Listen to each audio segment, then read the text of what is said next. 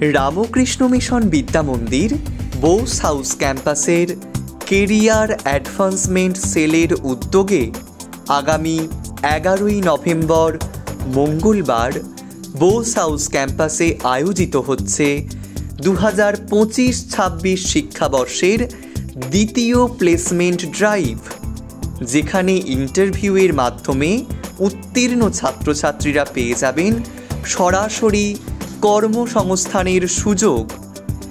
নাম নিবন্ধীকরণের শেষ তারিখ আগামী 9 নভেম্বর 2025।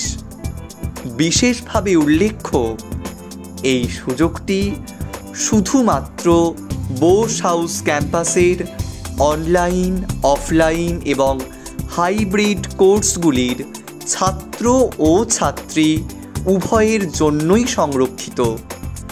বিশদে জানতে ডেসক্রিপশন বক্সে নজর রাখুন।